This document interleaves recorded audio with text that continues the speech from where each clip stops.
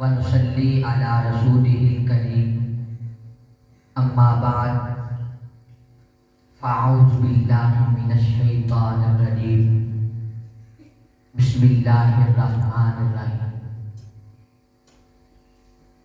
والضحى والليل إذا سجى صدق الله العظيم إن الله وملائكته يصلون على النبي يا أيها الذين آمنوا صلوا عليه وسلموا تسلیما۔ تمام احباب کا آواز بلند درود پاک کا نذرانہ پیش کریں۔ الصلاۃ والسلام علیک یا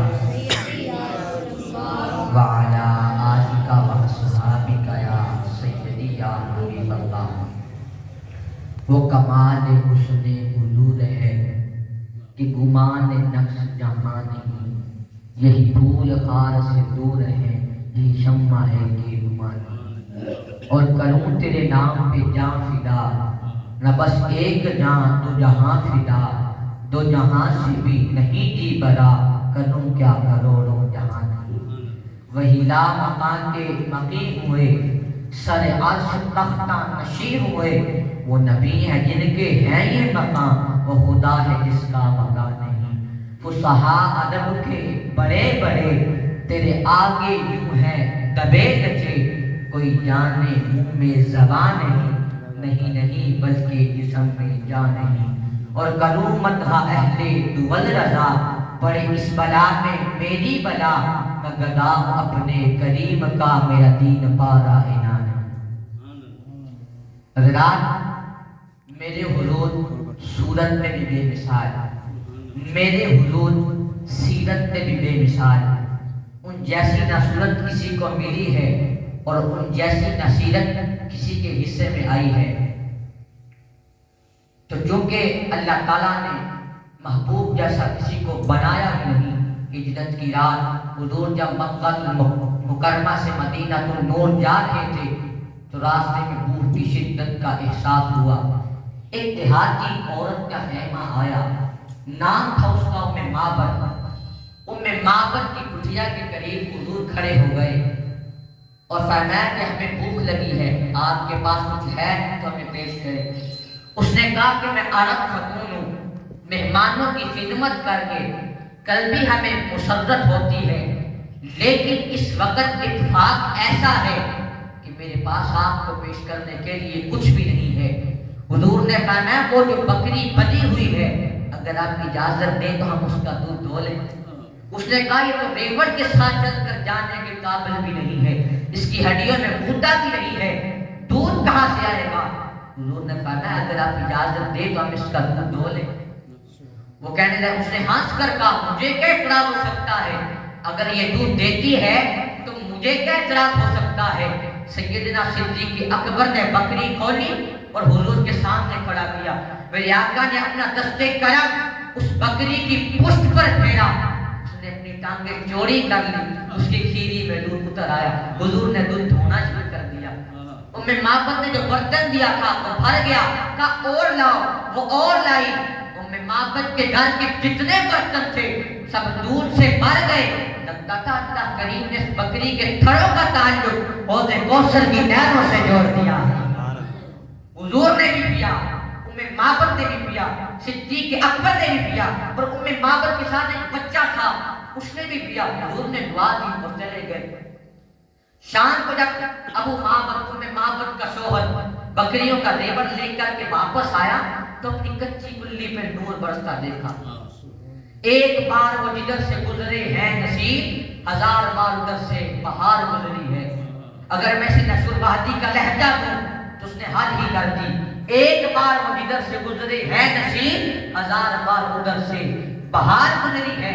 ام معبد کا شوہر جب شام کو بکریوں کا ریوڑ لے کر کے واپس آیا تو اپنی کچی کلی پہ نور برستا دیکھا۔ کہنے لگا کہ آج ہمارے گھر میں کوئی آیا تھا۔ اب اس خوشی کے عالم میں، اس خوشی کے عالم میں ام معبد کو حضور کا نام پوچھنا یاد نہ رہا، اس نے اپنی طرف سے ہی نام دے دیا، کہتی کہ آج ہمارے گھر میں مبارک آیا تھا۔ اب ابو معبد کو حضور کا حلیہ بیان کرتی ہوئی فرماتی ہے کہ وَأَجْمَلُهُ مِن بَعِيدٍ، جب وہ دور سے آتا تھا تو سونا لگتا تھا، وَأَحْسَنُهُ مِن قَرِيبٍ، جب قریب آ گیا تو اور زیادہ سونا لگتا تھا۔ اب روزانہ شام کو معبد کے در تذکرہ حضور کا ہوتا ہے۔ ابو معبد بکریوں کا ریبل لے کر کے واپس آتا، معبد کھانا پیش کرتی، کھانا بعد میں کھائیں گے، پہلے محبوب کی باتیں سناؤ، پہلے اس مبارک کی باتیں سناؤ۔ اب روزانہ شام کو معبد کے در تذکرہ حضور کا ہوتا ہے۔ یوں کہہ لیجئے کہ اب روزانہ شام کو معبد کے در محفل میلاد مصطفیٰ ہوتی ہے۔ ایک دن قریب بستی سے سودا سلف لینے کے لیے گئی تو وہاں سے نہ ملا، تو چلتی چلتی مدینہ النور پہنچ گئی۔ آپ سودا خرید ہی رہی تھی کہ اچانک بازار سے سیدنا صدیق اکبر کی سواری گزری۔ معبد کی نظر تو نہ پڑی، لیکن اس بچے کی نظر پڑ گئی۔ اس نے چیخنا شروع کر دیا، اس نے کہا کہ وہ دیکھو، اس دن جو مبارک کے ساتھ بندہ آیا تھا نا، وہ جا رہا ہے۔ معبد دوڑ کر گئی اور کہا کہ تم تو مل گئے، مبارک کا بھی پتہ بتاؤ۔ سیدنا صدیق اکبر چند لمحوں کے لیے پریشان ہو گئے کہ یہ کس مبارک کی باتیں کر رہی ہے۔ کہا وہ مبارک جس نے اپنے ہاتھ اپنا دستے کرم اس بکری کی پشت پر پھیرا تھا، اس نے اپنی ٹانگیں چوڑی کر لی تھی۔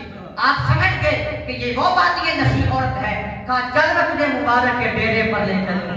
میرے آقا مسجد نبوی میں تشریف فرما ہے، اور جب اس عورت نے سرکار کو دیکھا، اس کے ساتھ جو بچہ تھا، اس نے سرکار کو دیکھا، اس نے چیخنا شروع کر دیا۔ اس نے کہا امی وہ دیکھو مبارک بیٹھا ہے۔